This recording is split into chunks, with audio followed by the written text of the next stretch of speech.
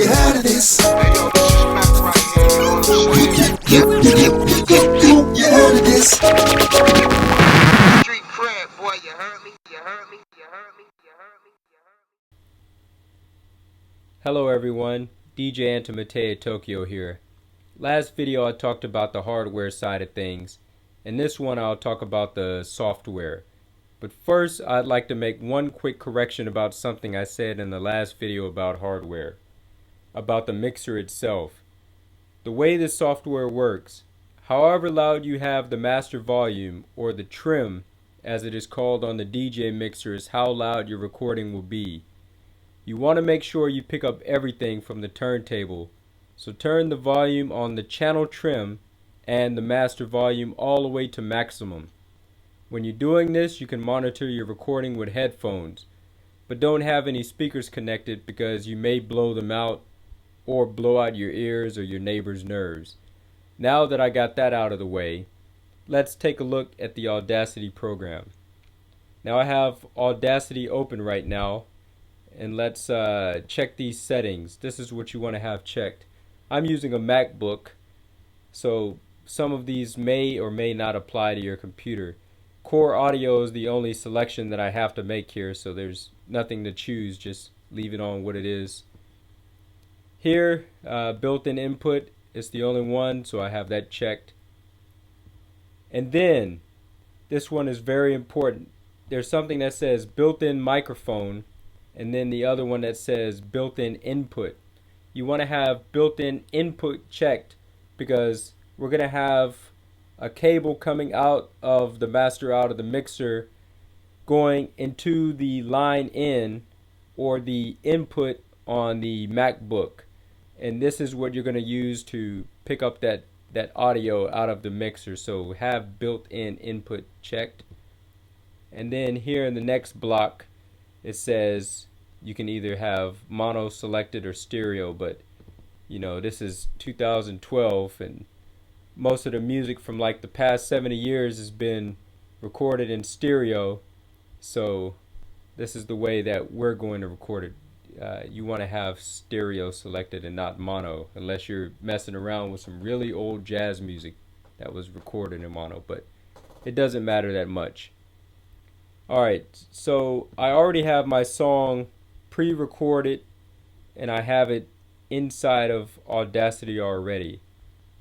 Now at the beginning of the track, let's go ahead and play this. This is before the track starts. This is some empty noise here.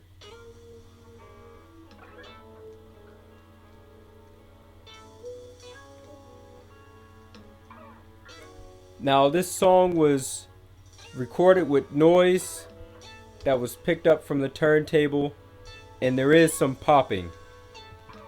So the big thing that we're going to do here in Audacity, aside from just recording the track, is we're going to get rid of all this excess noise that's not meant to be inside of the track. That's just artifacts coming from the vinyl itself. We're trying to digitize this and future-proof it. Alright, so now I'm going to show you guys how to get rid of the noise. I got the noise at the beginning of the track, and there's more noise at the end of the track. After the music fades out, it's going to fade into noise with the silence. Alright, so the first thing, let's go all the way back to the beginning of the track. Now you could see the wave file here, and from this point on is where the music is going to begin, and anything to the left of this is just noise and silence before the music begins. We're going to select here, and we're going to drag and select this whole selection of noise. The first thing you're going to do is go up to Effect, and you're going to go to Noise Removal.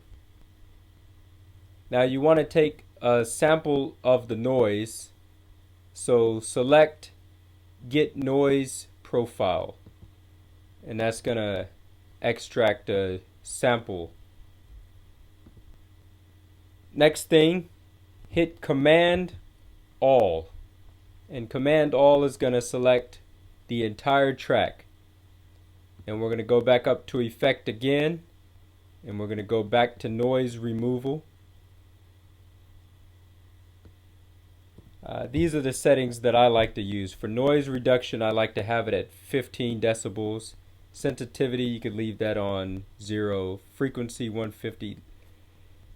These are the settings that I like to use because they will help get rid of the popping noise and help balance out the audio without taking away too much from the organic sound and the levels of the track. So I think these are good settings for me. But of course you could play around with them and find out what's good for you.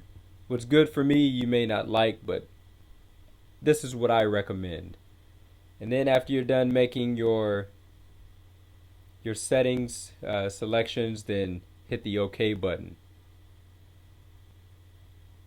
And this is going to use that sample of noise, and it's going to go through the entire track, and it's going to remove that noise and that popping throughout the entire duration of the song. Alright, it's taking a little bit of time here. It's going to take about 10 seconds or 20 seconds. Go ahead and let it do its thing.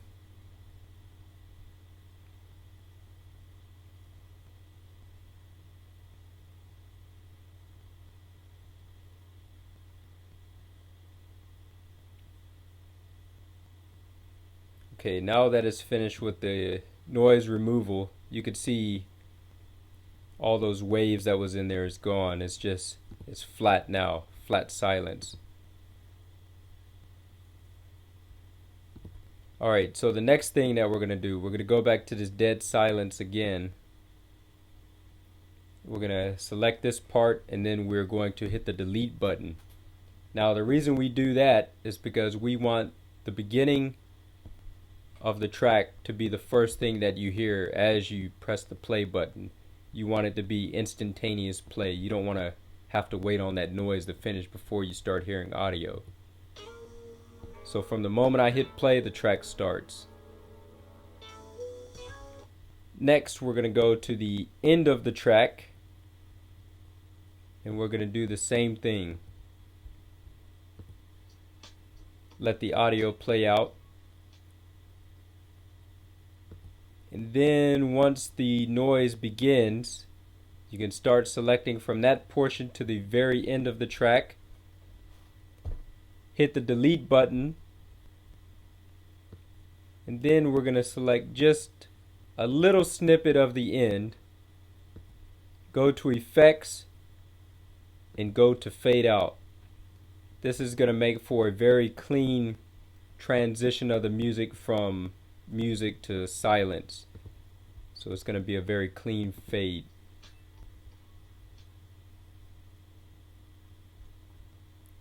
And after that, we're pretty much done. The thing that's left to do is save it now. You want to go to File, and you don't want to mess with Save Project or Save Project As. That's if you have a project in progress that you haven't finished yet and you want to save it and continue working on it later. But we want to export this audio file because we're completely done with our work now. So here you're going to click on Export.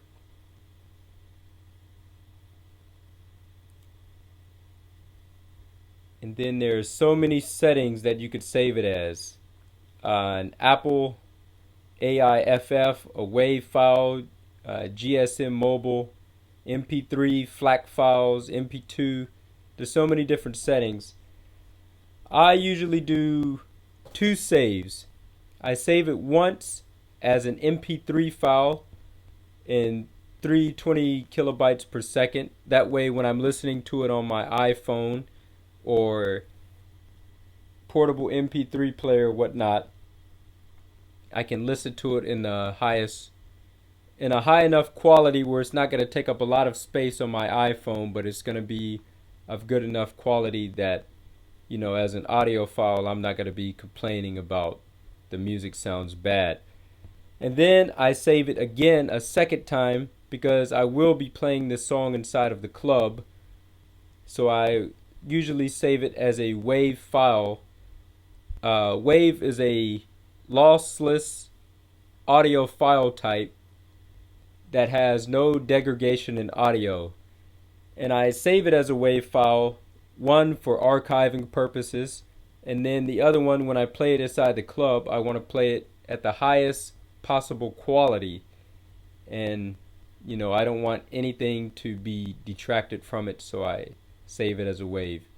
Save as, you title the track whatever you want to, and then you hit the save button and save it in the location that you want to. I already have the track saved, so I'm gonna select no. And that's pretty much it for Audacity and how to take your vinyl from turntables to PC. I hope you guys enjoyed this tutorial. I hope that has been helpful for you. If you like this video, please make sure you hit the like and subscribe button, and I'll see you guys next time. Practice and enjoy. Peace.